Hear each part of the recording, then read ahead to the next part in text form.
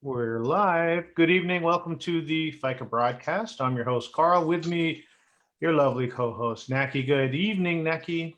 Hi, hello everyone. Welcome to our Tuesday FICA.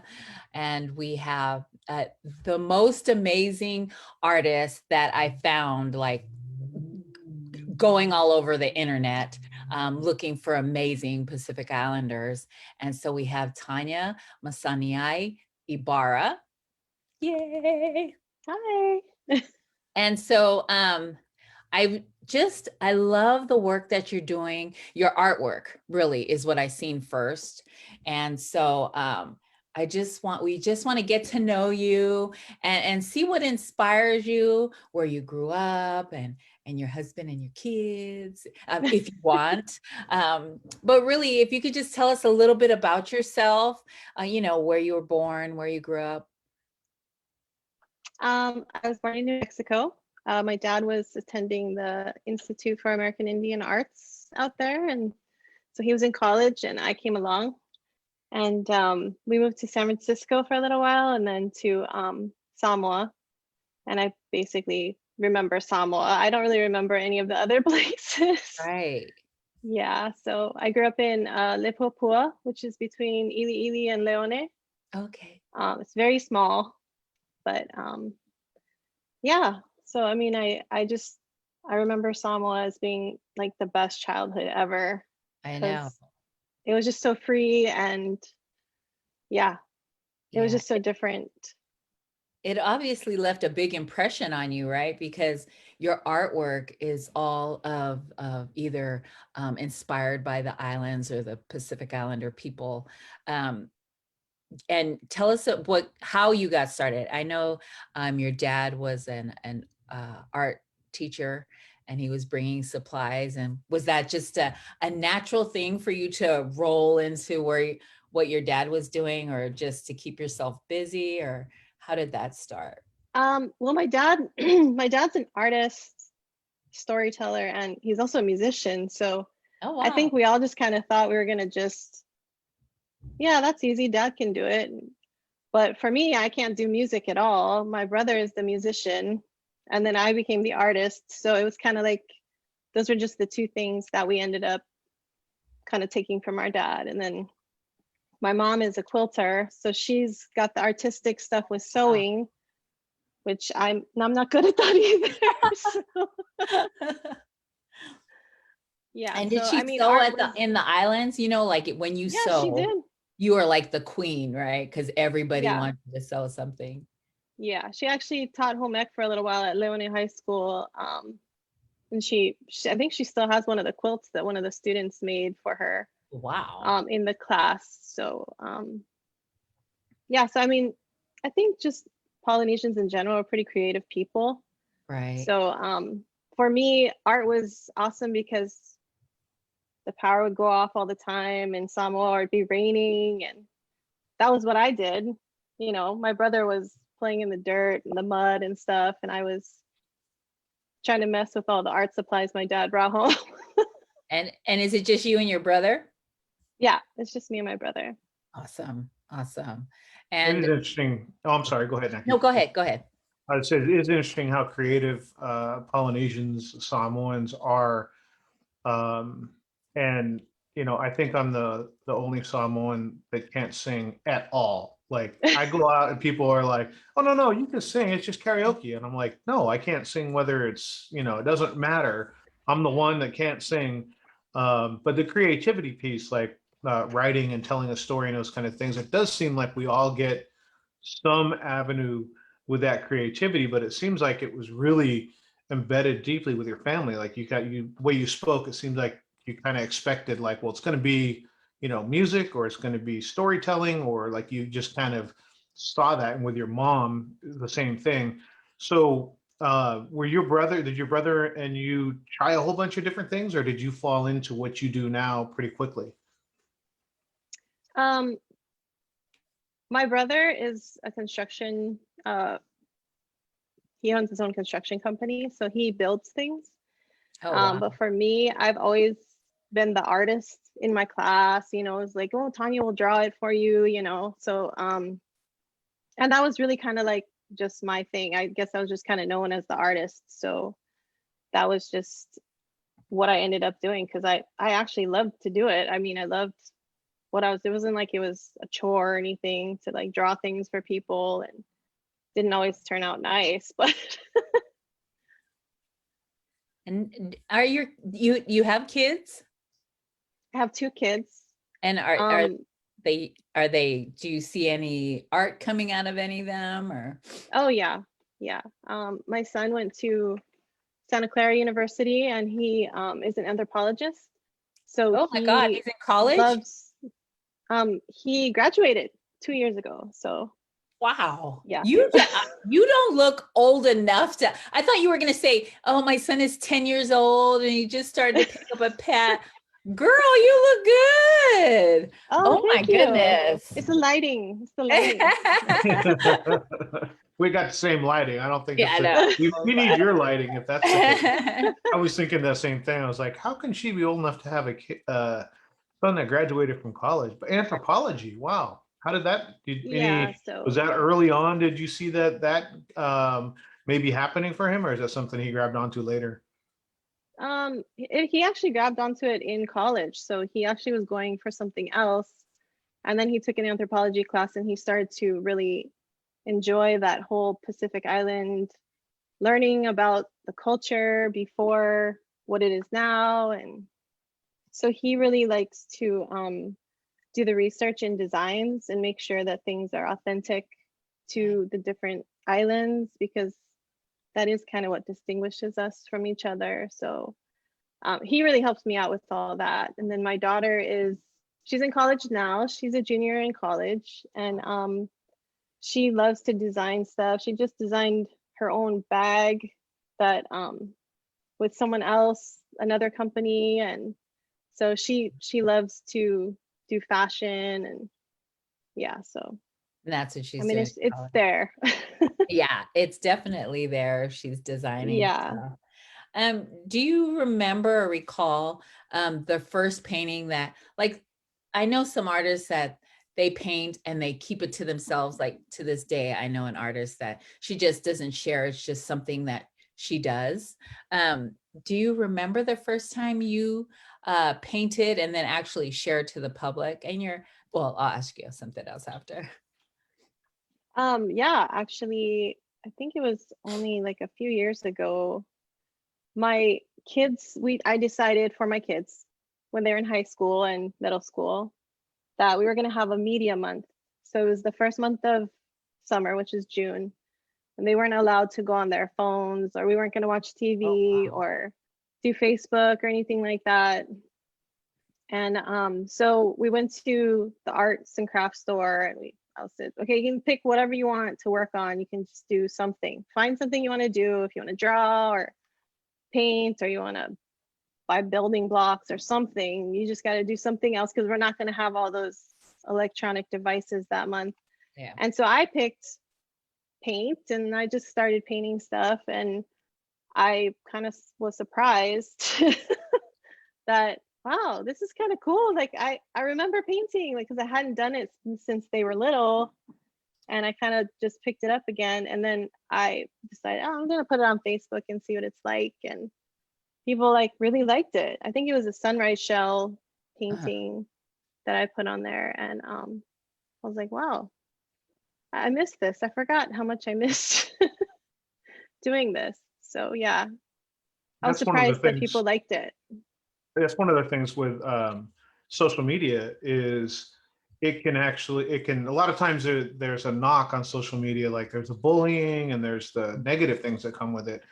But something like that is really the power of, sharing it out, just kind of dipping your toe in the water and then getting really good feedback. There's positive feedback there.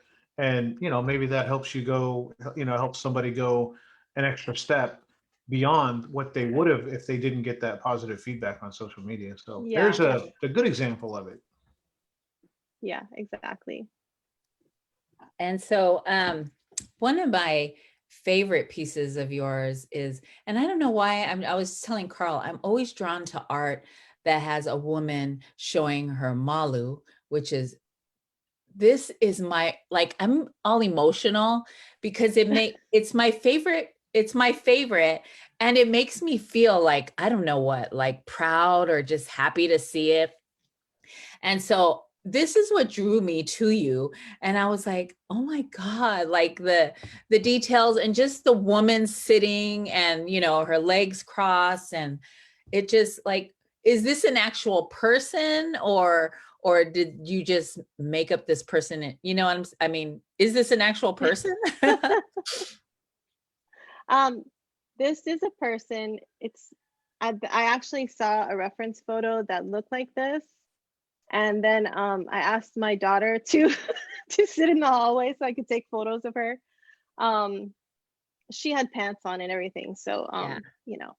But yeah, so I just like the lighting and the kind of the way that it shows the whole Malu without showing other things. It's a Everything. little bit more, yeah, it's kind of more modest, but it could be provocative, I guess, if you wanted it to be. But Yeah, it's just like a little, when you think it might be a little provocative, but it really isn't because everything is covered.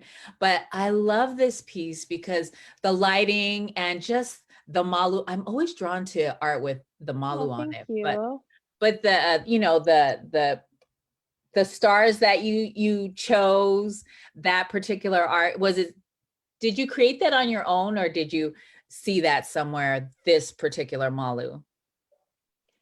This Malu was kind of a combination of all different Malus. I have like a reference, um, a bunch of photos in my phone that I Yeah. take screenshots of people with Malus.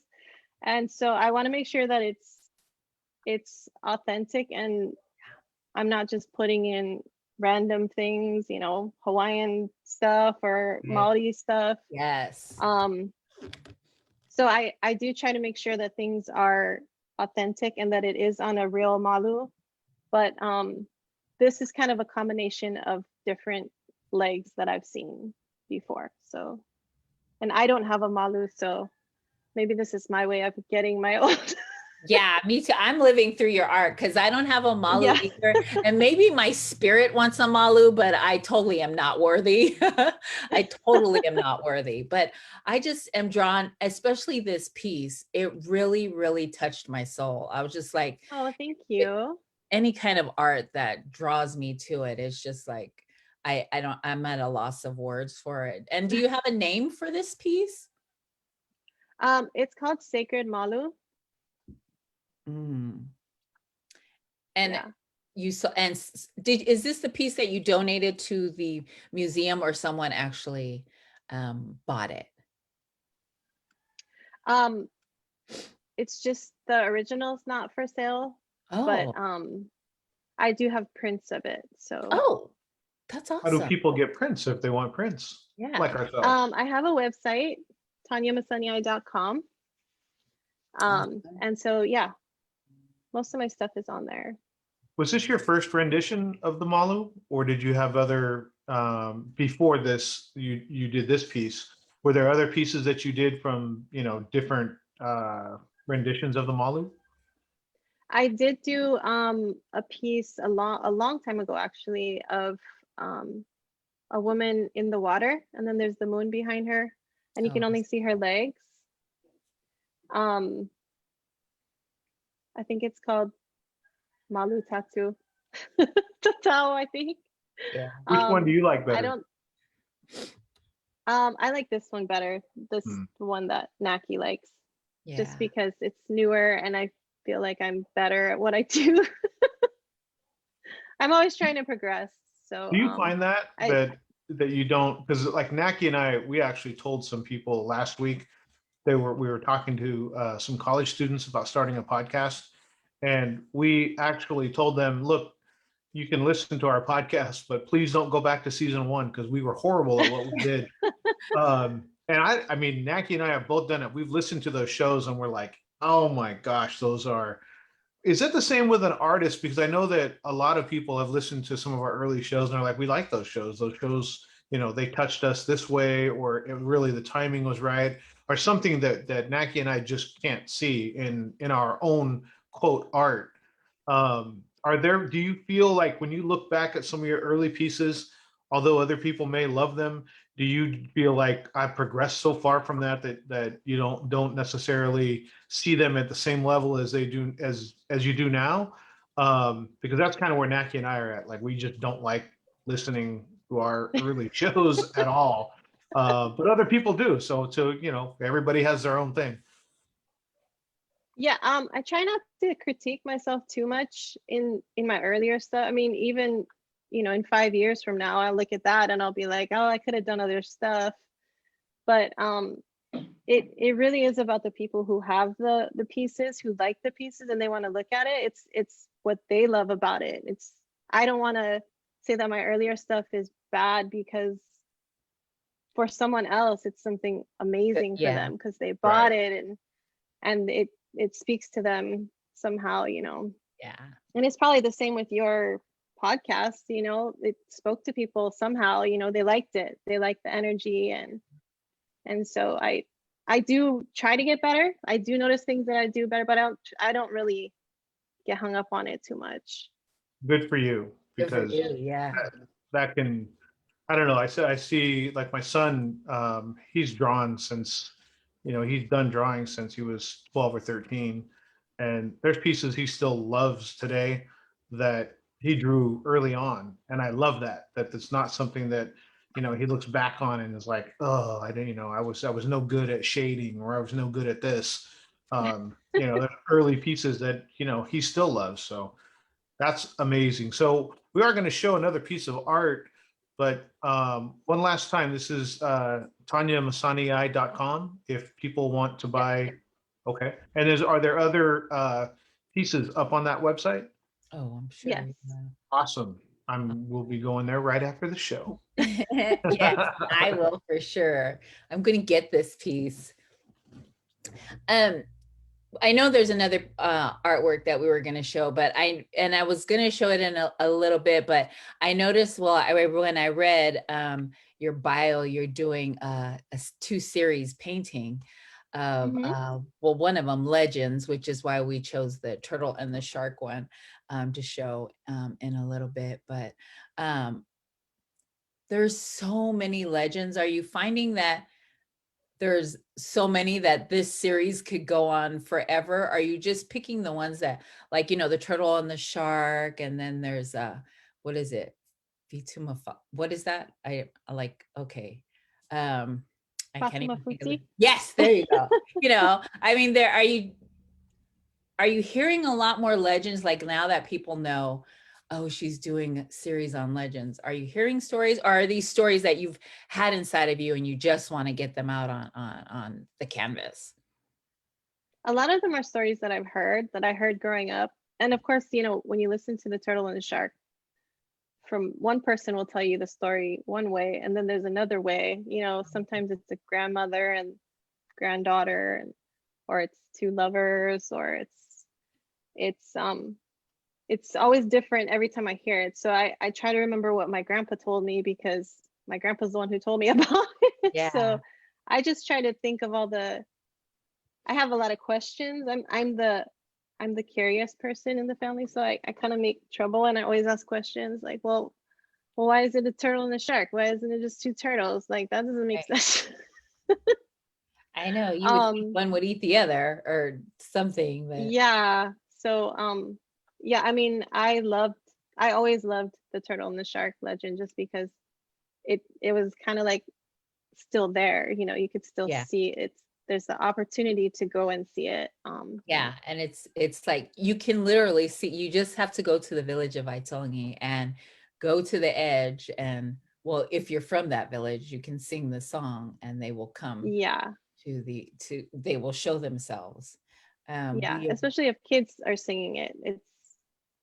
It's more powerful when the kids sing it, I think, because maybe their innocence or something. But yeah, it's the first time we went to go see the turtle and the shark. We went 2019, and we went purposely to Waikongi to see that, but they said because we weren't from Waikongi, we had to get somebody from the village to come sing the song.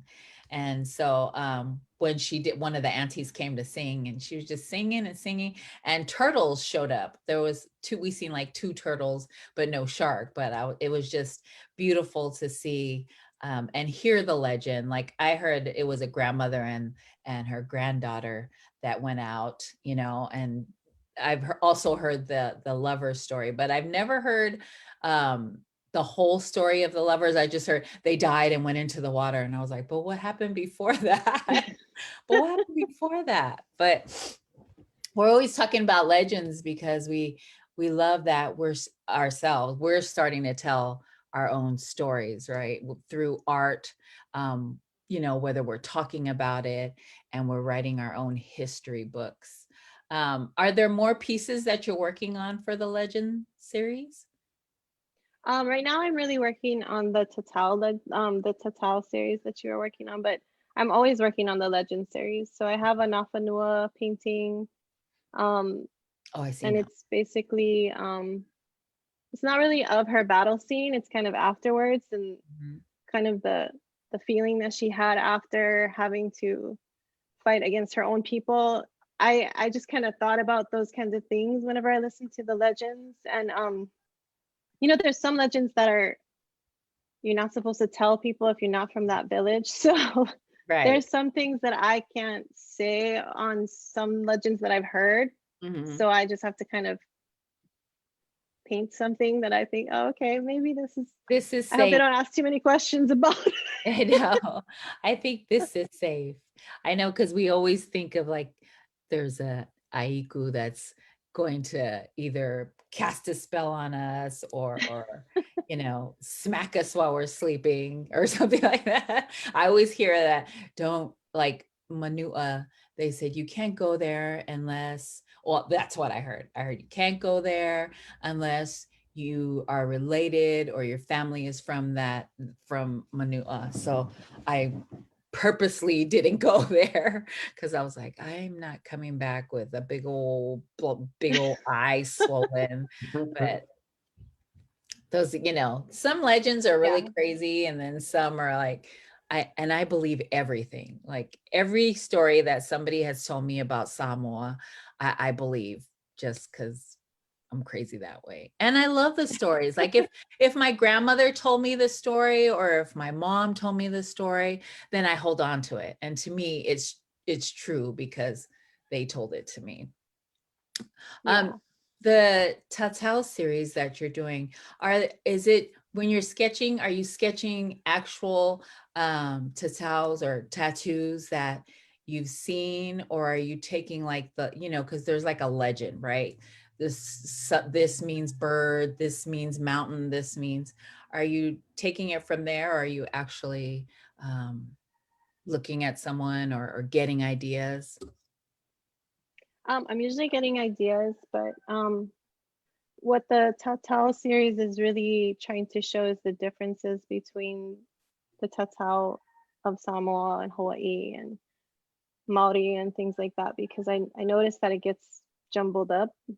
People get like a sleeve and say, oh, I have this big Hawaiian tattoo, and it's like, oh wow, that's really pretty, but that's Samoan and Maori and Marcasian, and I just see, and I don't say that to them, but I'm thinking it's getting muddied a little bit. Like we need to make sure that we're getting the correct right, like if you're gonna say it's Hawaiian, then make sure it's really Hawaiian. But I mean, the stuff that people have that they've considered to be Polynesian, just kind of all together is just beautiful. Like the stuff that tattoo artists come up with is just so beautiful. But I just like to see the differences in the tatau traditionally, showing that this is what a malu looked like before, and this is what Hawaiian tattoos, Hawaiians had like this long tattoo on their arms, or just it's so beautiful to see the differences, because I think about back in the day when somebody would arrive on a ship and say, oh, you're from Samoa, because we can tell the way you look, you have the same clothes or whatever, but we can tell by your markings who you are. And I really like that. I like that too. That sounds interesting. I've never really looked. I've we went to, or we had a guest who was getting trained by a tattoo artist, and he was saying people that had sleeves, like they weren't doing their research because they had, a little bit of, Samoan artwork and then Hawaiian artwork and then Maori. And so he says that it's so important to do your research because you never know, I mean, a lot of people don't do their research. They just go into a tattoo shop. I want that. That Yeah. looks good. You made a good point about, he was talking about how that there's tattoo artists and they make amazing, beautiful art. And there may not be culturally correct in that it's a Maori tattoo or it's a Marquesan tattoo or, but I mean, he was a very understanding of like, look, if you want beautiful art on your skin, that's amazing. Like get whatever you want. But if you want it to the culture, then you need to do some research. You need to make sure that it's done right because he was very quick to point out like there's some artists. I remember him saying this because there's some tattoos I look at and they're like, what? I'm like, wow, that looks amazing. I mean, I hope you don't think that's all Hawaiian, but it does look amazing. And if that makes you happy, that's great. So Right. it was really interesting to listen to him have the appreciation for the art, but then have him be aligned in the culture. I think he was being trained by the Sulawape family That, um, Mm. to in the Samoan piece of it. Um, and we met him at Marks of Mana, didn't we, Naki? yes. At, Uh-huh. Oh. yeah. So we had met him at the premiere of Lisa Taoma's Marks of Mana video or film, and he stood up and started talking, and just the knowledge that came off him about tattoos, and not just Polynesian tattoos, like just tattooing in general, and then layer in the cultural knowledge. Both Naki and I were looking like we got to book him. We got to we got to get him on the show. So is there in your mind? Was there a legend that you were particular to that you heard growing up um, that was your favorite or that you like to hear your father tell? My dad actually illustrated a book in Samoa about the bat and the rat and how the bat stole the rat's wings. Wow. So I always kind of like that just because my dad illustrated the little book that we had, and I never really understood it because I thought, okay, wait, if the bat stole the rat's wings, then wasn't the rat a bat before? Right. um, and it was in Samoan too, so I don't speak Samoan, even though I grew up in Samoa. Um, so I didn't really know what it was saying. I just kind of was looking at the illustrations, and so I think that one was my favorite. Just, and we have a lot of bats and rats in Samoa, so it was like, Yeah. did you steal that bat's wings? Yeah, I really like So your the piece. Actually, I'm gonna go because it's our show. We can do what we want. I really like this piece because there's so much in it from the Samoan or Pacific Islander culture. You've got the sky, you've got the wayfinder, you got the navigator, the boat, the sails, the ocean, and then of course the turtle and the shark.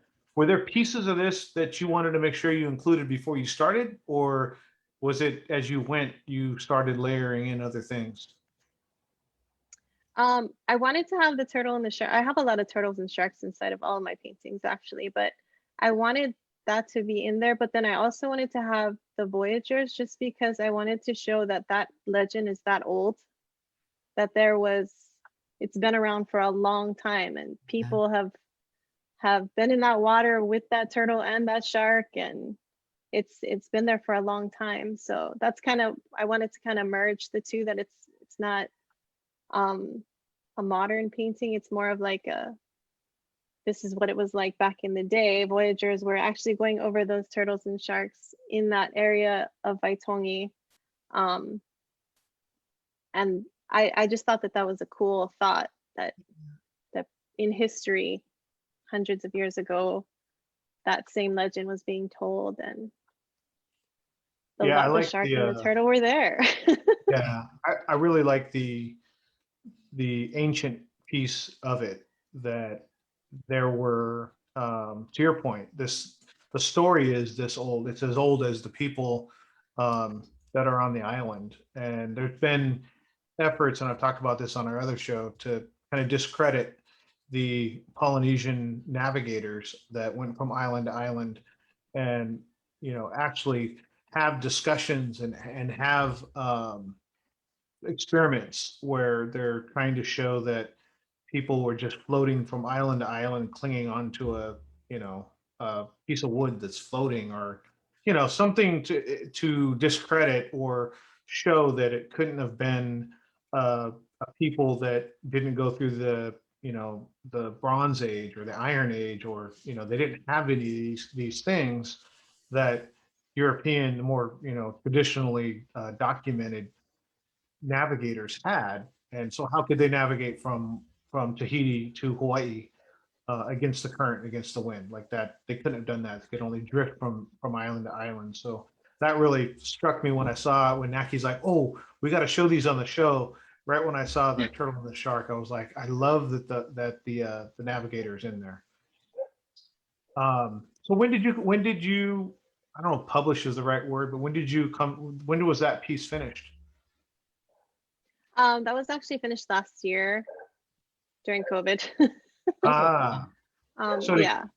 did COVID help your expression of creativity? Because I mean, did it help you do more work, do more of your work, or was it harder to focus on it? It actually did help because I work at the University of Hawaii, and it's like 50 miles away. So I have a long commute. Oh, wow. So because I had to work from home, um, that cut out like 3 or 4 hours of my day. So I actually had time to, like, I could get up later and still go to my studio and do some artwork after work. And I wasn't like super tired from the drive. So And yeah, is, COVID actually was a blessing. You're driving from where to UH? I live near South Point, so I live on the south side of the Big Island, Ah, and so yeah, it's a long ways. yeah, that's is the school open? The school is open. I only go in once a week right now, but when COVID first hit, we didn't go in at all, and we just did everything from home. So And are your restrictions, because COVID here in California, we've been on lockdown for a long time, and we love that Samoa didn't have any cases, and Tonga, everybody shut down, all the islands, and we're like, I wish we could shut down, but it's crazy because we're not an island. But how did Hawaii handle? Are you guys still wearing masks, or what stage are you guys at? most people, we mostly wear masks. We don't have very many people who are too opposed to the masks here on the Big Island anyway. A lot of people don't travel to the other islands, which is kind of hard for them because a lot of people have, family they want to go see. It takes a long time to. They were doing the quarantine for 14 days. So even if you went to another island, you would have to quarantine anyway. So that was really hard. But for the most part, people here are pretty respectful. You know, we want to make sure that the older people, the kupuna, are taken care of over here, and yeah, people for the most part are pretty respectful. That's awesome. And is the what is it? Are you finding that there's more tourists now that it's getting later in the year, and like some places are starting to open up, or are you finding that there are tourists there? Because I know that in the beginning or in the middle of the year, actually, a lot of people from Hawaii were making it known that they wanted people not to come to Hawaii. Don't, because if an outbreak happened there, it would just be crazy. Are you finding Yeah. that still the case, or are you wanting people to chill out and stay home, or? Well, I live pretty far out in the country, so we don't see a whole lot of tourists anyway. We did notice like a few more at the beach when we go to the beaches and stuff like that. But I think most of it is in like the city parts, like Kona and Hilo is mostly where you would see that. And Yeah. I don't think I've been to Kona for like a year. Oh, awesome. Oh, well, you're safe So then. You're totally safe. yeah, I'm a homebody, so I can just stay home. I'm good. Yeah. Yeah. Now I'm a homebody because I was forced to stay home. I just wanted to, since we were talking about Totals earlier and the controversy that everybody seems to talk about, which I kind of changed my mind is what do you think of non-Pacific Islanders getting the Malu or the Be'a? Or do you have any thoughts on it? um, I have seen people when I was in Samoa. I remember a Palangi man got a pe'a, and I was young, so I don't really remember. I just remember it was kind of like people were talking about it. Mhm. I didn't understand what the pe'a meant or what, the malu was. I didn't understand. I just thought it was a cool tattoo, and it was like, Yeah. oh, that's cool. He thinks we're cool and he wants to be like us, so that's cool. But as the more I do my research, the more I understand that it actually is sacred. It's a sacred ceremony. It's sacred marks. Even the marks that they do for tattoos are different than the marks that they do for tapa, and material textiles is different. So like I said, to kind of take away from the sacredness of that, it just kind of, I don't know. I'm not going to say that I think it's like you should never ever do that, but Yeah. it does take away from something that is sacred, and it makes it less sacred when it's not done the way that it's supposed to be done. Right. How do you feel, Mackie? I used to feel like it should only be if you're someone, it should only be put on a matai or his children or his kids or and I still feel like that because with that comes the responsibility of the matai represents your family, your village, and so when you speak they have the matai language that you have to be I don't know, not trained in, but your Knowledgeable. family, yeah, Yeah. knowledgeable, and your family, like if they're going to lead you to be a matai, a speaking chief or a speaking matai, then they're going to school you up to the words that you're going to say. And sometimes when I see people that just have it because they're proud, which is awesome, but and someone had said this to us too, is when you're called to speak at your family's, falavalave or wedding or funeral, because you have the pe'a or the malu and you can't speak or represent your family, it's supposedly shameful or shame on you and your family. Yeah. And Yeah, so,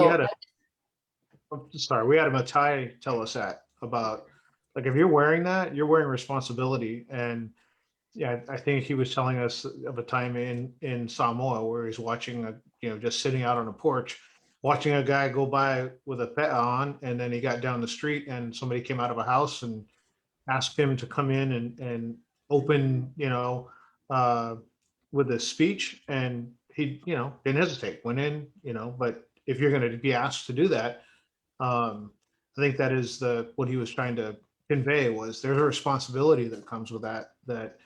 And the way he put it was funny. He said, I don't know, I guess you could do one here, but don't get caught in Samoa with a pet, not knowing, not knowing what you're supposed to do or what your responsibility is. Sorry, Naki. yeah, no, I don't speak Samoan, but I can understand it just because my whole life I got yelled at and told to go clean this and wash the dishes. And so I got all that down. But I love the malu. It is so beautiful to me. And I know what it means. You know what I mean? It's and it's not even you're representing your family when you wear that. But I would love to get one. I am not worthy. I am not worthy, and I can't hold the responsibility. To me, I cannot hold the responsibility. But there was another debate, because this goes on all the time. I was listening to people talk about, or I read an article somewhere where Palangi lady, or non-Samoan lady, was married to a Samoan man who was a Matai, and she had grown kids. And so she went and got the malu, and everybody was up in an uproar. And then the daughter explained, that got me. She's like, my mom has been married to my dad for how many years? She's raised us in Samoa. We all speak the language, and my mom has given birth to Samoan people. And I was like, oh, you got me. Like I had empathy or sympathy for them. And I was like, even though I believe that this is my own opinion, I believe that you should be Samoan to get the malu or the pe'a. When I heard that, I was like, well, dang, she did, like she gave birth to Samoan children, or men and women. So that tore me in. So I'm like, I'm everywhere with it, but I love the malu, and I love the artwork that you like. That piece, like I've seen a lot of pieces where people have done the malu, and it's beautiful. But the minute I seen that, I was like in tears when I seen it, because it's Aw, so beautiful, and the artwork is it's amazing. So thank you for thank sharing your you. work, because it makes people feel. And so, and that's a beautiful thing. If someone's having a bad day and they see any piece of your art that moves them, I think that's a beautiful thing. And the gift that you have to share your art is such a blessing. And I'm such a crybaby, but I truly am a big fan. I'm like a fangirl. I'm like, oh my God, she's coming on. But I love your work, and that is my most favorite piece. So I will be buying the whatever poster or whatever you have, because I have one piece. My girlfriend, we went to Samoa, independent Samoa, and she took a picture of a lady that was sitting in what was she sitting? It was not a cabana, but it was like a little fale. Palais by the And her beach. legs were like that. Her legs were folded like that. We Oh, can't even see her face. And her son or her daughter was sitting next to her. And she took that picture, and I said, oh my God, can I put that up in my house? And so that's my thing. I want to put nothing but fill my house with art of malu, because it really touches my soul. And that painting, thank you so much for sharing your artwork, because I stalk your page every day. What she got new? She got something new? aw. She got something new? So thank you Thank so much. you. Yeah. I love it. That's all I keep saying is I love your work. And so I stalk your page for new stuff, but I'm going You to go have, to your website and look around. you have social Thank media, you. or we're gonna share the website. We're definitely gonna share the website on our own social media. But is there social media or other places that people can view or follow? Or that's the good thing about social media, is sometimes you see on Instagram or Facebook or Twitter something that they might not see on the website or anything. So, what are all the ways that people can find your beautiful art? Um, you can find it on Instagram. My is it called a handle? I don't know. I should Oh, ask my kids what it is called. But it's at Tanya Masaniai Art. yes. I'm also on Facebook, but I don't really know how Facebook works. So you can I just look know, at right? Tanya Masaniai. I think it's art, but I'm not sure. I'm sorry. That's I'm We'll okay. very share it confused out. on They'll Facebook. find you. They'll find We'll you. find it and share it out. Okay. Yeah, awesome. Well, we don't want to take up any of your time, any more of your time. We just wanted to come on and share your work and talk about your journey, and make sure that people go and check out your work on Instagram and Facebook. And I am so grateful that you share your work with everyone, not just me. I Thank think you it's for so me, but much. but I'm so grateful that artists like you share your work. And it makes us feel, and I love that. So thank you so much. Any shout outs you want to get out, like a husband or something? Oh yeah. My husband, Sean, and my kids, Malie and Kaveni. And my parents, they're probably listening, and Tui and Donna, Masaniai. So Yes. I'm sure they're very proud. Great We're the whole job. proud. Masaniai clan. Yes. Thank you so much for joining us this evening, and God bless your journey, and thank you so much for making me happy. Thank you Thank you, Tanya. guys. We'll get Tanya. it straight for your site. Okay, thank you.